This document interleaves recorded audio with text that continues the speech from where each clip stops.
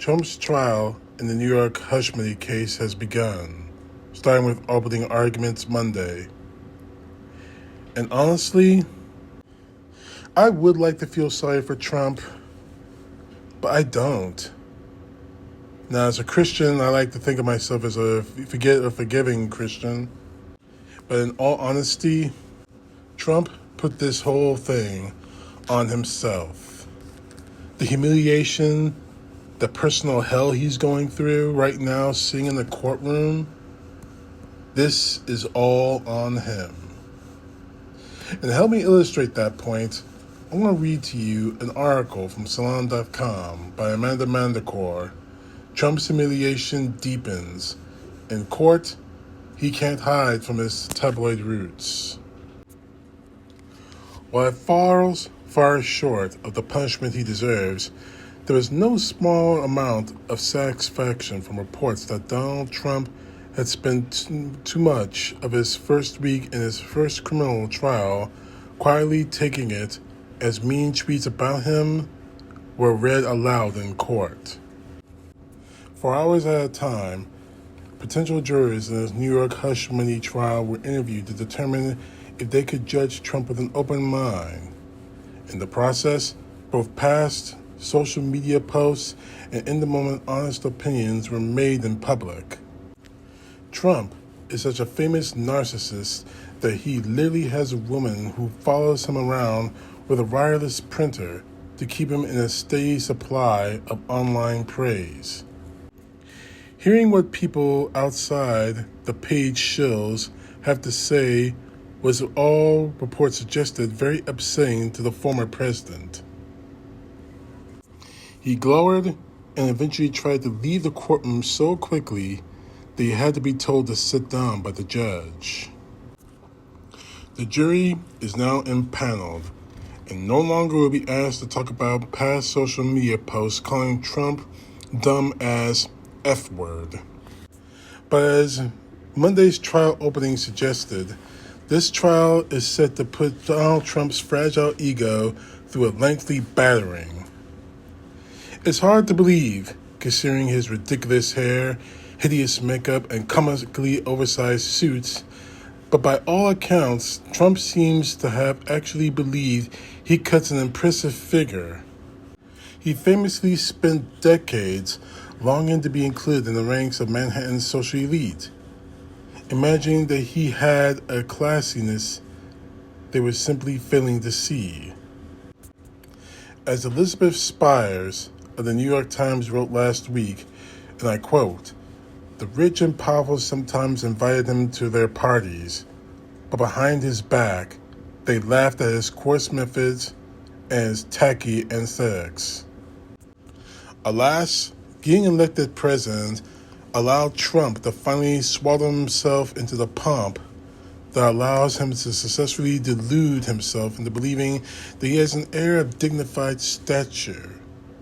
During his time in the White House, of course, he enjoyed the state dinners and other grand ceremonies meant to imbue the office with solemn authority. Granted, Trump's colorlessness just made all that seem ridiculous to look on.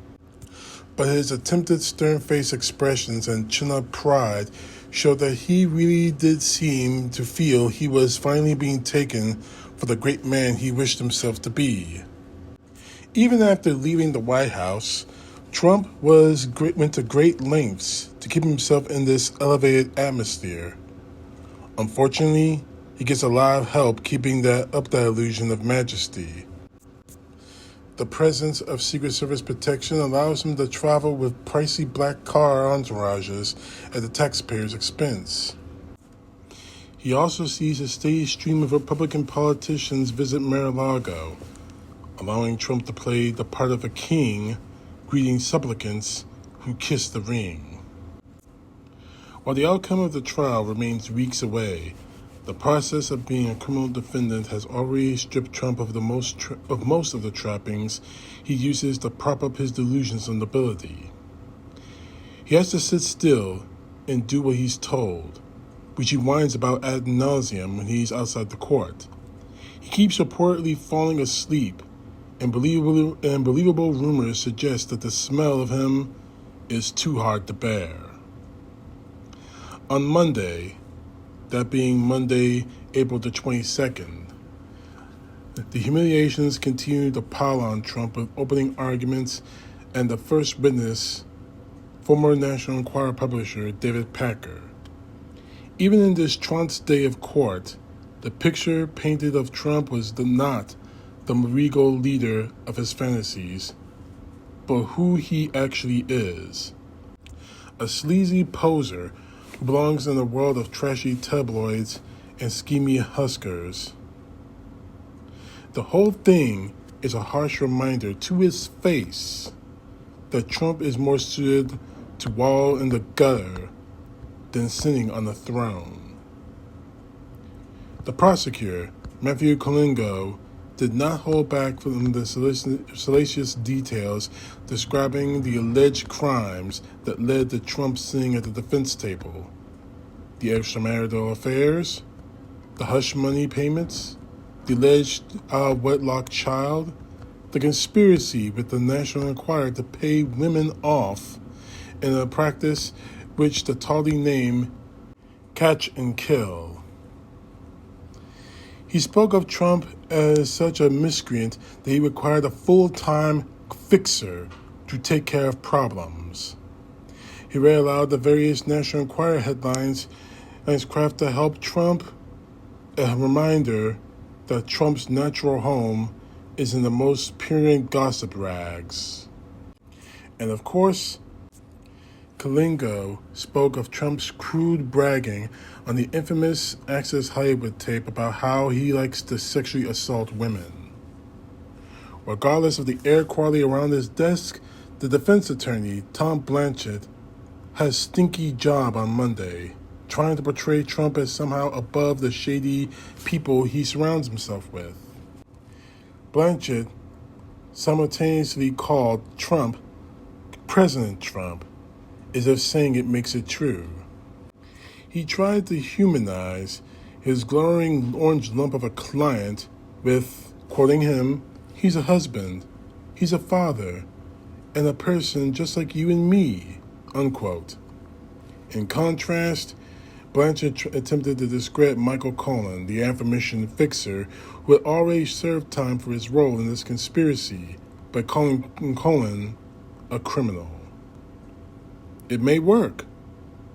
Juries are people who can be bamboozled, and Trump's entire career demonstrates, but Blanchett's argument doesn't make sense. If Trump is such an upstanding citizen, then why would he need someone like Cohen to commit crimes on his behalf? Nor is Trump just like you, unless you, an ordinary person, do so many terrible things on a regular basis that you literally need a full-time fixer to clean up your messes. Most of us go our entire lives without needing a tabloid magazine to cover up a sad-sounding adultery. As Colingo's opening statement showed, Trump practically kept the National Enquirer on retainer. Packer only used about 20 minutes on the stand before the judge called recess for the day. But in that brief time, the jury got another glimpse into the vulgar environments that are Trump's natural home. Packer described his business as checkbook journalism and agreed with Colingo that he traffics in juicy stories. This is why the location of the trial in New York City matters so much. Tabloids are ubiquitous in the city, which means the typical New Yorker is quite aware of how they function and why they're not considered as respectable as traditional newspapers. Despite Trump trying to tell reporters that this trial is going very well, reports from inside the courtroom is that he was seething. No surprise there. Prior to this, Trump spent all day, every day, in a bubble, surrounded by flatterers and sycophants, always ready to tell him he's a mighty man who definitely doesn't weigh an ounce over 215 and wins every golf game with ease. Now, He's spending his days in a dingy courtroom, staying silent while other people talk about his real self. A pathetic figure who pressures reluctant women into sex and then runs to his seedy friends and barrel-scraping employees to bail him out of trouble. If there was a hell, then Trump's punishment would be have to look into a mirror for all eternity.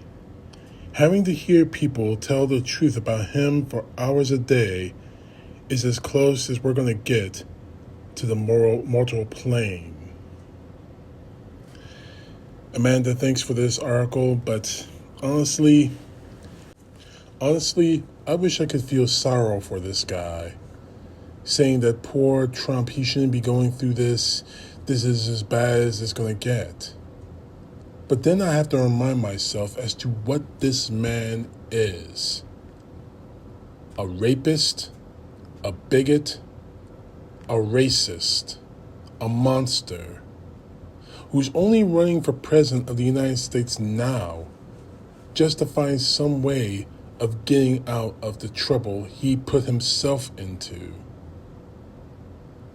As much as we want to say Trump, poor Trump, what about his victims? I'm not just talking about the women that he allegedly assaulted. And obviously I'm using that word allegedly because of legal reasons. I'm talking about the people in this country that are suffering because of him. The Constitution that he nearly burnt to the ground just to stay in power. Every time this man has opened his mouth in the last 8 years, since before he became president and after he was unelected as president, after he was removed from office, he has caused nothing but misery. Nothing but misery to this country. The trust in our elections burnt to the ground. To the point where we're terrified. I'm terrified about what's going to happen on election day when I go to vote. I've already gotten myself ready for the fact that some of these Trumpers are going to harass me, just like they're harassing me on Twitter right now by using my videos. And I'm sure they're going to use this one, my voice, in order to somehow... You know what, I'm not even going to get into that right now, but you know where I'm going with this. Trump has caused nothing but misery, and now he is getting exactly what he deserves. And as much as he wants to cry and bitch and piss and moan about how everything's rigged against him, it's not. Donald Trump and his sycophants did this to themselves.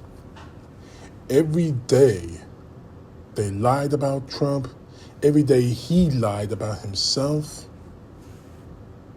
He put himself into this spot. And as much as he wants to scream, huff, and holler about how it's all wrong, everything's wrong, it's all rigged against him, he can't. He honestly, obviously cannot do that. Because every time he does do that, every time he wants to make up another lie to get out of the one he put himself into, it digs him even deeper into that hole. You see, the article made a very good point. Donald Trump is a narcissist. Now, mind you, that's not unique. We're all narcissistic in our own little ways. I'll even admit it myself.